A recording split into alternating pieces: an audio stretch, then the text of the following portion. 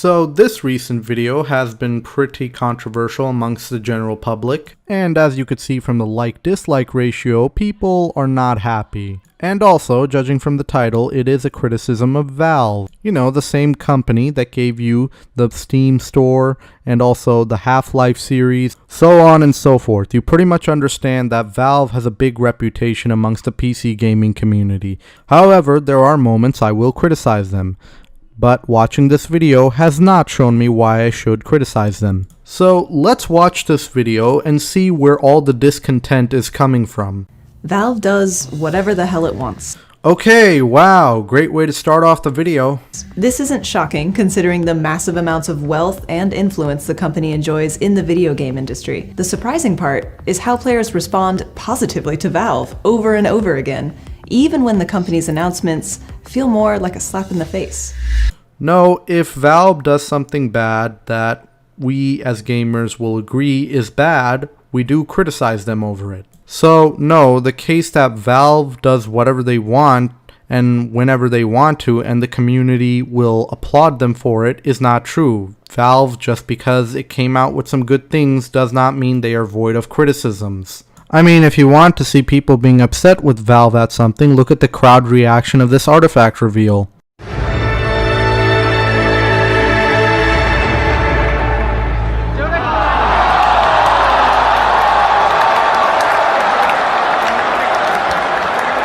As you could see, people were not happy about what Valve announced. It's unclear just how much money Valve pulls in each year, since it's a private entity and doesn't have to publicly disclose its finances. But estimates of its annual revenue begin at $4 billion. Valve founder Gabe Newell is personally worth $3.5 billion, according to Forbes.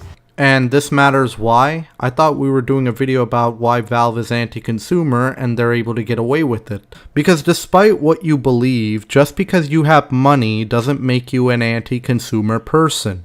It just means you have money.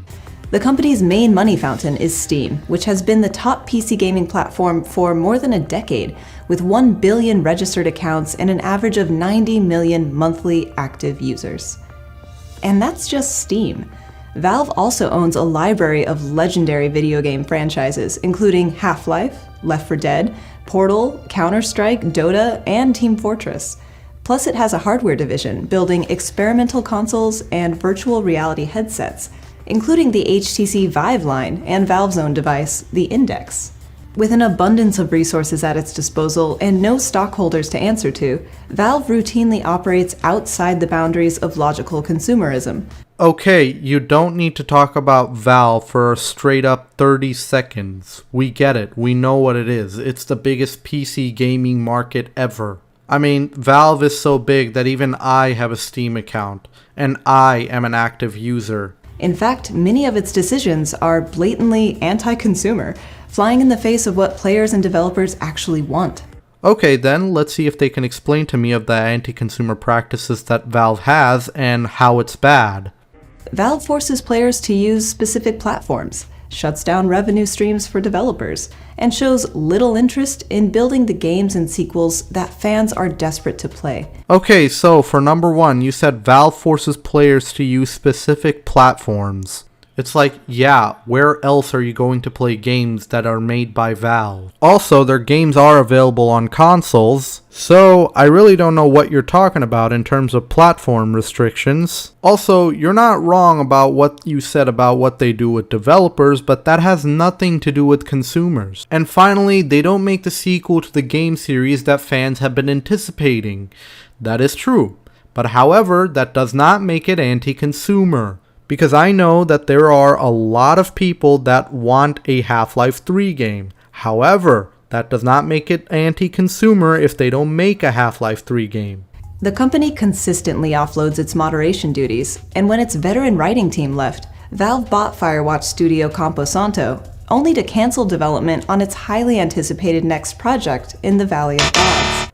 Okay, just wrong on all accounts. If you actually read the article, which you literally brought up into your video, you'd know that Valley of Gods is being held out until Half-Life Alyx and other games come out. Like, literally, if you're changing the wording from hold to cancel, that literally changes everything. So, no, In the Valley of Gods is not canceled. However, the most recent example of Valve's bad attitude is Half-Life Alyx. When it comes out on March 23rd, Alyx will be the first Half-Life game in 13 years. Valve released the original Half-Life in 1998, and its sequel, Half-Life 2, in 2004. Both titles were incredibly popular, but Half-Life 2 became an instant classic. It defined a genre of narrative-driven first-person shooters, and players were eager for more. Valve quickly announced a follow-up, but split it into 3 parts. Episode 1 landed in 2006, and Episode 2 came out in 2007. Fans have been begging Valve to release Half-Life Episode 3 for 13 years, and the company has largely responded with silence. This relationship has led to a strange form of digital Stockholm Syndrome and branded paranoia, where players see clues about the game in every announcement Valve makes, desperate to believe their pleas are being heard.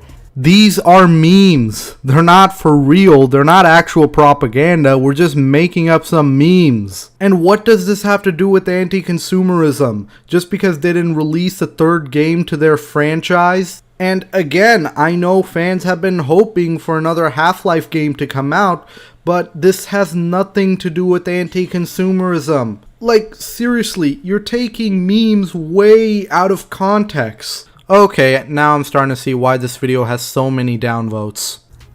Half-Life Alyx isn't Half-Life Episode 3. As it stands, Valve still hasn't updated fans on the status of Episode 3. Instead, Alyx is a prequel, set between the events of Half-Life and Half-Life 2. Oh, and it's only playable on VR platforms.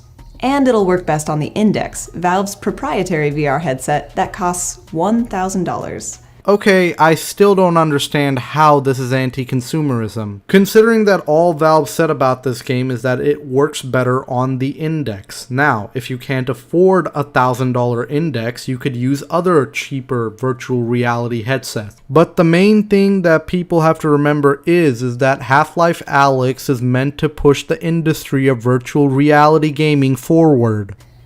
Shockingly, this strategy hasn't alienated Valve's fans. In fact, most players are expressing excitement for this VR-only, prohibitively expensive Half-Life prequel.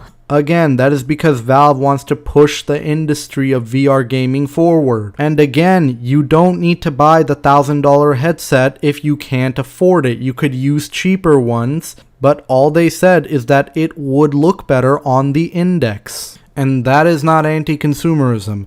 And online hubs are buzzing with praise and intrigue. It's being hailed as the software savior of the VR industry, driving an increase in headset sales across the board, but particularly for the Valve Index. Valve sold 103,000 Index kits and depleted its stock in the final 3 months of 2019, amid the announcement of Half-Life Alyx, according to Superdata Research. Well, Valve hasn't really done anything wrong here. All they're doing is just creating a new VR experience.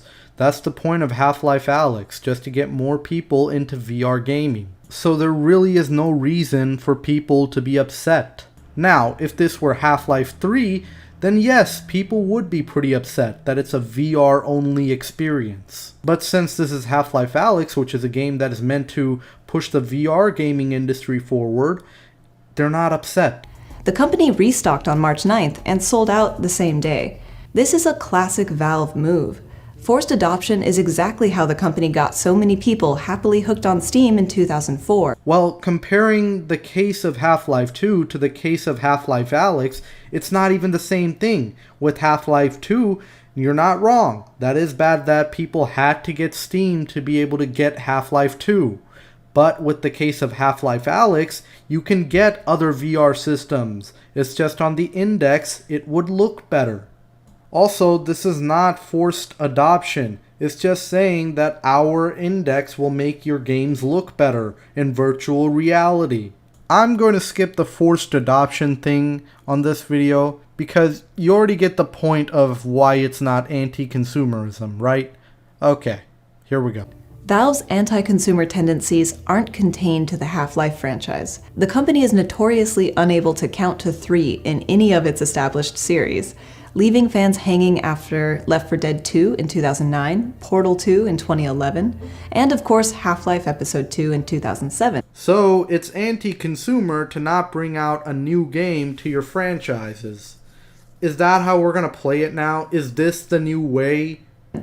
And then there's Team Fortress 2, a competitive class-based multiplayer shooter that's also been running since 2007. In an era of Overwatch, Fortnite, and live streaming, Team Fortress 2 could have been a top-tier esports title, but instead, Valve let the game languish. Well, actually, Team Fortress 2 is not languishing. It is still growing, and it is still where it is at. So no, Valve didn't just languish the franchise. And I don't know why you'd bring up Overwatch, considering that the population of Overwatch has been decreasing. And not only that, Team Fortress 2 is a free-to-play game, and it still is. But with Overwatch, you have to pay money to have access to the game. As of 2017, Valve had just 16 people on the TF2 development team, and even then, they weren't full-time. When news of the TF2 team size hit Reddit, players joked that it was likely composed of voice actors, janitors, and folks simply passing by. Maybe because this just wasn't that big of a deal and people really didn't care that much about it. Also, this is just a free-to-play game. If they could just give more updates to make the game better and have more content, then they really don't have to make another game. Even in the midst of repeated disappointment, that's generally the response Valve gets from Steam users: laughter and a sense of camaraderie. Well, then look at the artifact reveal. People weren't making jokes or saying something nice to Steam. They were actually voicing their discontent. Heck, look at the like to dislike ratio of this teaser. So, no, Steam is not void of criticism, just because they did some good things back then. As if players are in on whatever joke the multi-billion-dollar company is playing on them. There's a cottage industry of friendly, Valve-related memes revolving around the number 3 and hailing Gabe Newell as the patron saint of PC gaming. Do you not understand humor? That's all it is, just harmless jokes. Then again, I'm not surprised. You pretty much took Half-Life 3 memes as paranoia. Like Epic Games is paying developers to make sure that their games don't launch in Steam, and you're taking Half-Life 3 confirmed memes seriously. Valve's business-first mentality extends to developers on Steam as well. Early on, Valve established a revenue-sharing model, giving the company 30% of the sales from any game on Steam, leaving developers with a 70% share. And then the Epic Games Store launched in late 2018, offering developers an 88% cut. Independent studios rejoiced, and a handful of high-profile titles were announced as timed exclusives on the Epic Store. Soon after, the Discord Store announced it would offer developers 90%. If Valve were any other company, it would have seen the positive response its competitors received from the developer community and altered its revenue-sharing model to match the new standard. It is also anti-consumer to put some games hostage in certain platforms just because you're offered more money in those platforms only. And you're not wrong about what's happening with developers, and I do believe that Steam should do something about that, and they really haven't done much about that. But what does this have to do with anything about anti-consumerism? And yes, I know Steam takes a bigger cut of developers' money, but don't you think that Steam offers a lot more options for developers, so they kind of have the right to take that much of a cut? But I digress. What does this have to do with anti-consumerism? Instead, Valve started offering developers a 75% cut of future revenue only once a game made $10 million, and an 80% cut after $50 million.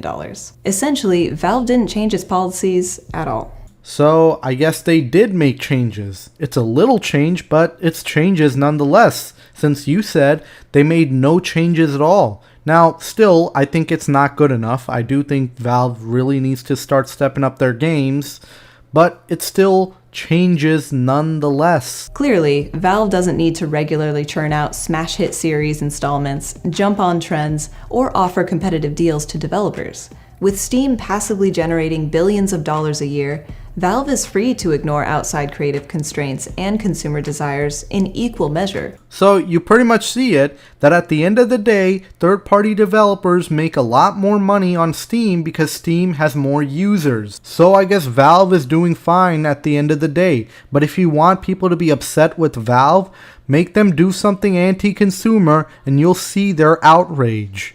That's not to say this situation is completely terrible. Well, judging from this video and what you've talked about, there really wasn't much things you've said that people were upset about with Valve. And there really wasn't much terrible things that you said about Valve in the first place. At least from a consumer standpoint, anyway.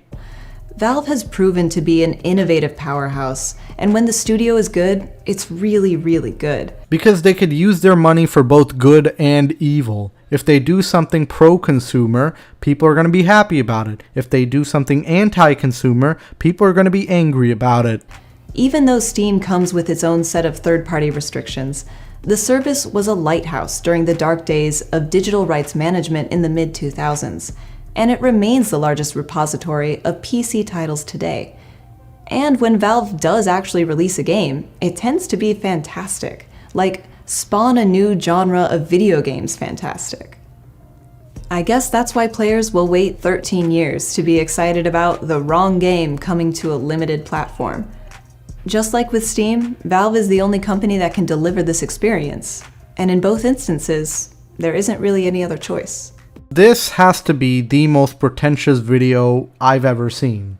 I mean, at the beginning, they pretty much said, Steam does whatever it wants to, and they kept calling it a business and the amount of anti-consumer things that they've done, but however, the anti-consumer things that they have done that they've listed in this video aren't really anti-consumerism. And then the next thing you know, they take memes seriously. They start taking humor seriously. Anyway guys, be sure to rate, comment, and subscribe, and I will see you later. This is Shadow Puppet dropping the mic.